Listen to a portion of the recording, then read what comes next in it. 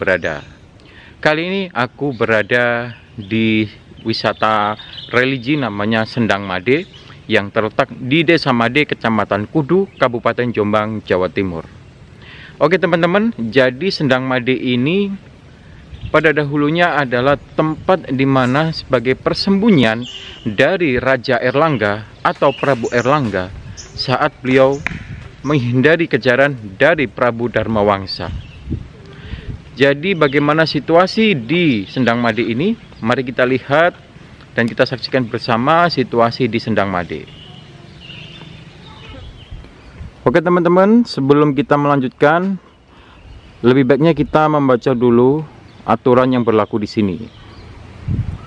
Dilarang merusak, merubah fungsi dan bentuk cagar budaya, mencuri atau memperjualbelikan cagar budaya, memindahkan, membawa, memisahkan, memugar cagar budaya tanpa seizin instansi terkait, mencoret-coret cagar budaya di lokasi situs, mengotori, membuat keonaran di situs cagar budaya.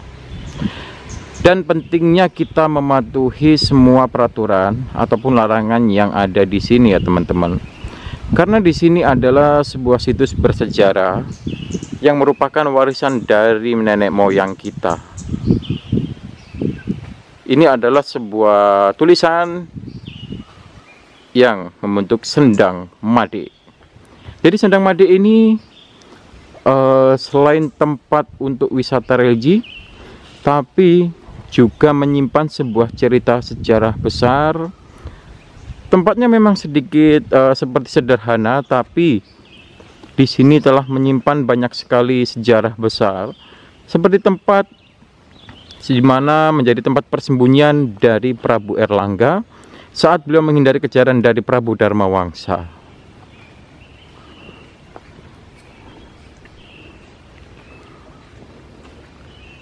Dan di atas sana itu adalah sebuah pendopo ya, kalau bisa dikatakan.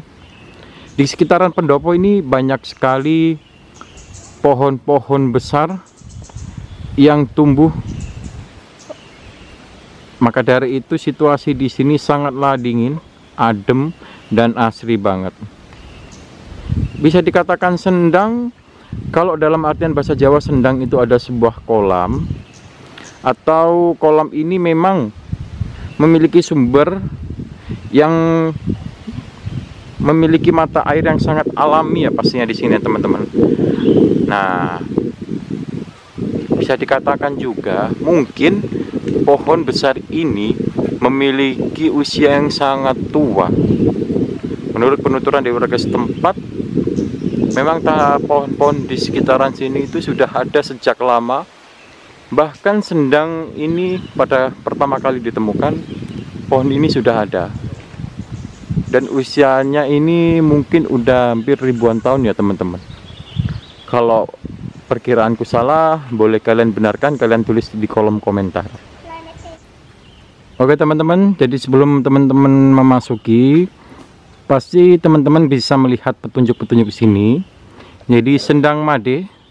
Jadi kalau arah ke kanan ini adalah musola, dan ke kiri ini adalah menuju pendopo, dan di bawahnya lagi ada arah petunjuk arah menuju ke kanan, yaitu menuju kediaman juru kunci dari Sendang Made ini ya teman-teman.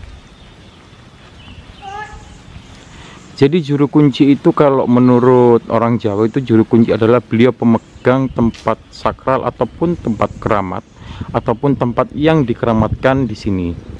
Jadi beliau itu adalah selaku pemangku ataupun pemegang tempat ini. Jadi pastinya kalau kita mau berbuat sesuatu atau melakukan tindakan apapun di sini, lebih sopannya lagi, lebih baiknya lagi kita meminta izin kepada beliau ya teman-teman.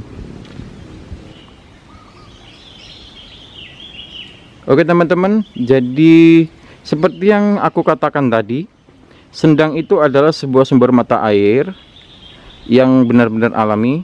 Jadi di depan teman-teman ini atau di depan kita ini adalah bernama Sendang Pomben. Jadi salah satu sendang yang ada di Sendang Made ini ya teman-teman. Jadi bisa dikatakan mohon maaf, jadi maksudnya Sendang Made ini tidak hanya terdapat satu sendang saja, tapi juga terdapat beberapa banyak sendang yang memiliki nama masing-masing atau nama berbeda-beda, dan jenis ukuran, dari segi ukuran juga berbeda-beda.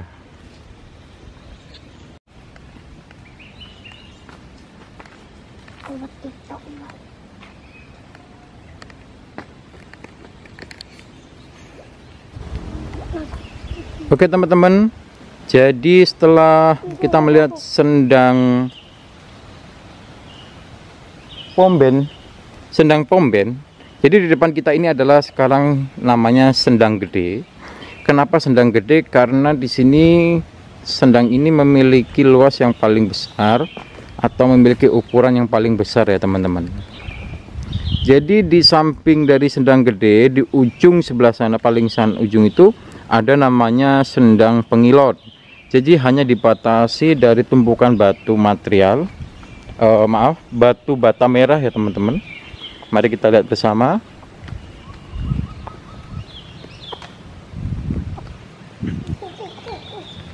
Nah, jadi batas antara Sendang Gede dan Sendang Pengilon ini hanya dibatasi dengan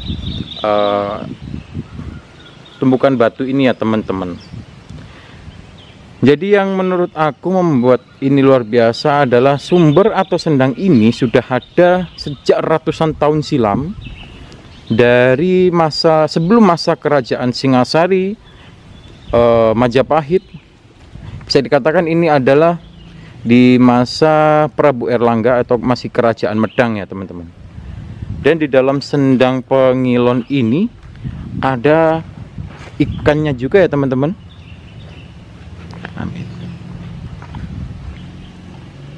Nah, teman-teman mungkin nggak bisa melihat, tapi memang ada ikannya di sini, sangat besar sekali.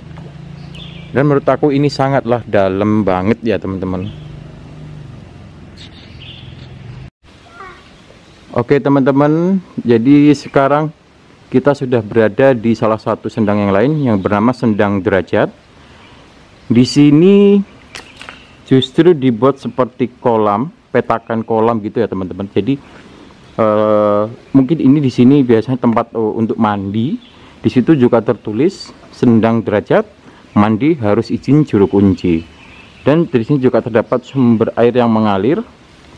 Dan di dalam sendang ini, di kolam ini ada juga beberapa ekor ikan. Ikan apa itu aku juga nggak tahu ya teman-teman.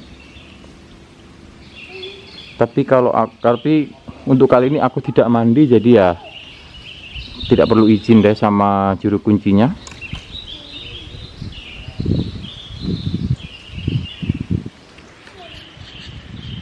Jadi ini adalah Sendang Derajat. Beberapa sendang yang ada di salah satu sendang yang ada di Sendang Made ini ya teman-teman. Baik teman-teman, jadi di sini ada sebuah tulisan yang bertuliskan Pemandian Sendang Made didirikan oleh Raden Mas Cokrodiputro tahun 1924, yang beliau merupakan asisten Wedono dari daerah Kudu. Jadi maksud di sini adalah Sendang Made memang peninggalan ataupun tempat pernah dijadikan persembunyian oleh Prabu Erlangga, akan tetapi tempat ini pernah dipugar, atau bisa dikatakan dibangun dan dibuat sebagai tempat wisata religi oleh Raden Mas Cokrodiputro. Jadi tulisan ini masih menggunakan ejaan lama ya teman-teman. Bisa teman-teman lihat kan? Pemandian Sendang Made didirikan oleh Raden Mas atau Cokrodiputro tahun 1924, asisten Wedono dari wilayah Kudu. Jadi di tahun 1924 ini seorang asisten Wedono, beliau memprakarsai untuk membuat wisata religi yang ada di Sendang Made ini.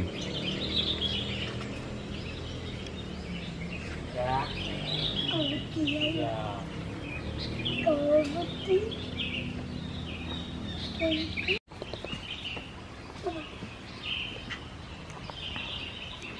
Dan ini adalah ikan yang terdapat di salah satu sendang, dan sendang ini bernama sendang condong ya teman-teman. Ini merupakan masih bisa dikatakan kompleks dari sendang made.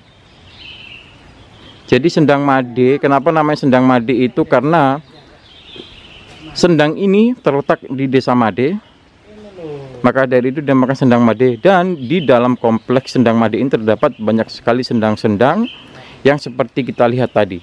Dan di depan teman-teman ini adalah namanya sendang condong. Di sini juga ada ikannya ya teman-teman.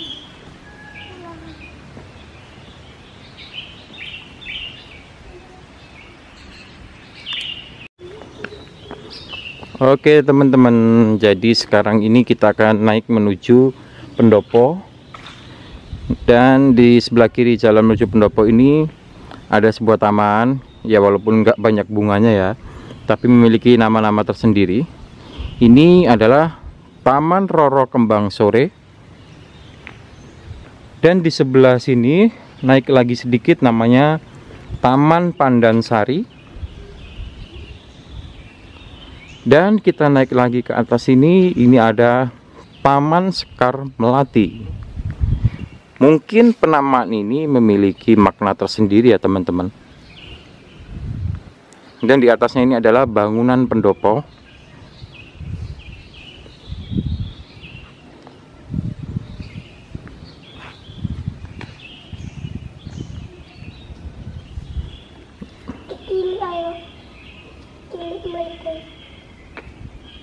Kaplak pemain.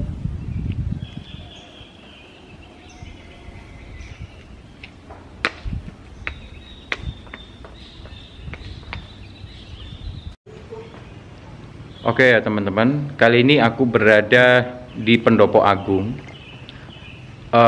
Pendopo ini adalah sebuah bangunan yang memiliki ciri khas kejawaan, di mana pendopo ini sebuah struktur bangunan memiliki atap yang khas dengan Jawa, yaitu dengan seperti gunung.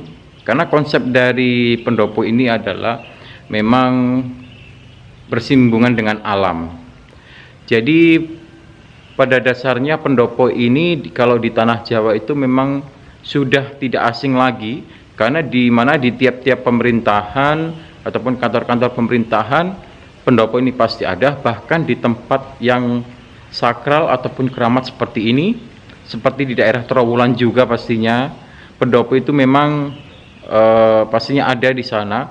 Selain fungsinya sebagai tempat memiliki simbol tersendiri, tapi pendopo ini juga bisa dibuat tempat untuk beristirahat. Jadi sekarang ini pendopo yang ada di Sendang Made memiliki tiang yang berjumlah 39, di mana 4-nya itu berada di dalam bagian tengah yang bersisikan 4. Dan pastinya pendopo ini adalah tempat yang memang tidak bisa terpisahkan dari tempat-tempat sakral ataupun tempat keramat yang ada di tanah Jawa ini ya teman-teman.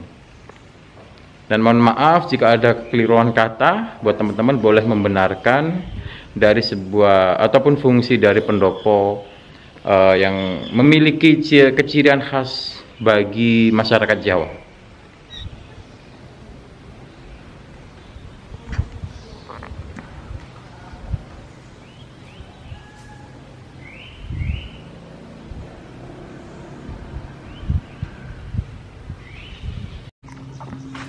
Baik teman-teman, jadi bisa teman-teman saksikan juga di samping-samping pendopo agung ini juga banyak pohon-pohon tua yang tumbuh menjulang sangat tinggi sekali. Dan pastinya pohon ini sudah memiliki usia ratusan tahun, bahkan usianya lebih tua jika dibandingkan dengan kerajaan-kerajaan seperti Singasari, Majapahit, karena lokasi ini sudah ada sejak zaman Prabu Erlangga di zaman Kerajaan Medang.